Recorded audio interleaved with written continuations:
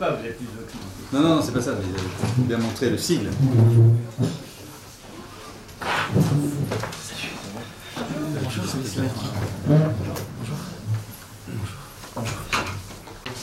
Bien, bah écoutez, merci d'être déplacé. On a pris cette initiative, Caroline Livreau et moi-même,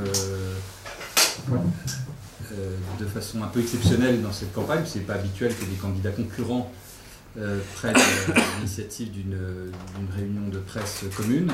Je dois dire que nous avons été aussi en contact avec Mathieu Torier qui partage, puisqu'il l'a fait savoir et que ça a été à l'origine d'un communiqué qui a été publié, l'indignation qui est la nôtre devant cet événement particulièrement grave de la campagne électorale qui est l'utilisation de moyens publics par une institution publique pour faire campagne pour un candidat, en l'occurrence la candidate et la liste du Parti socialiste.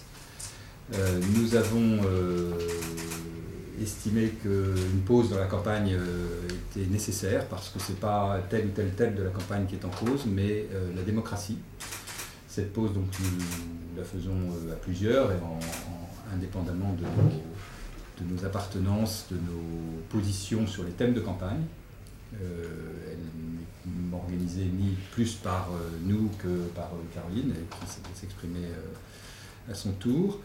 Je voudrais simplement dire pour ma part que nous avons pris des initiatives pour que ce grave franchissement de ligne jaune, peut-être même de ligne rouge, ne reste pas sans suite.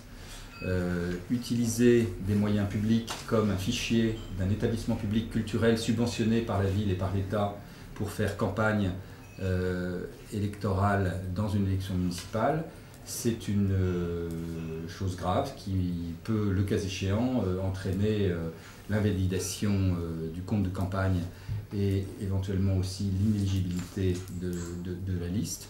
Nous avons pris d'ores et déjà toutes précautions pour que les constats soient faits de façon certaine et nous nous réservons pour notre part, mais nous verrons ça dans un second temps, la possibilité de donner tout de suite juridique à ce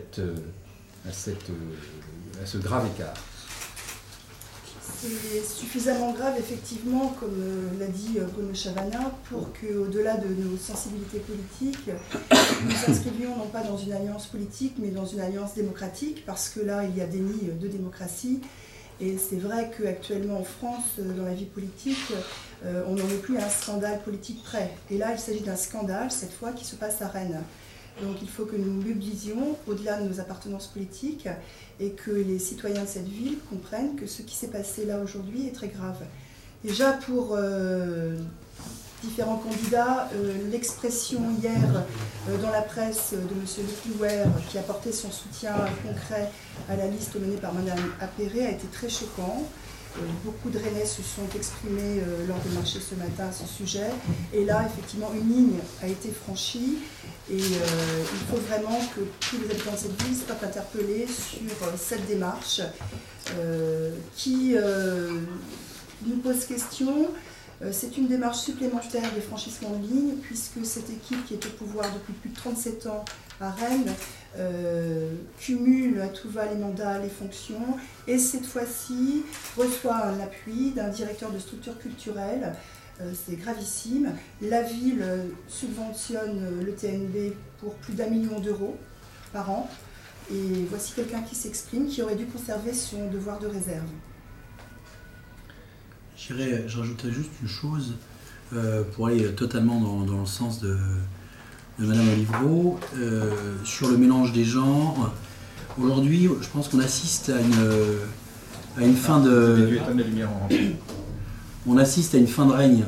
Et cette fin de règne, c'est le mélange des genres, tout est bon. Et je pense que malheureusement, ce système qui dure et perdure depuis 37 ans, ils en ont perdu les notions, quitte à même à enfreindre la loi.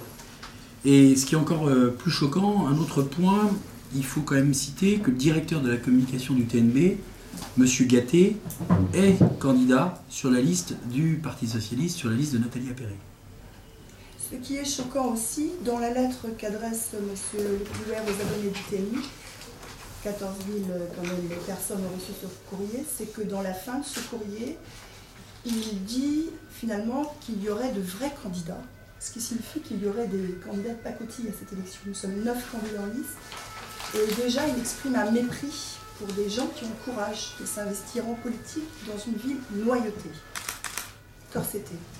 C'est grave pour la démocratie.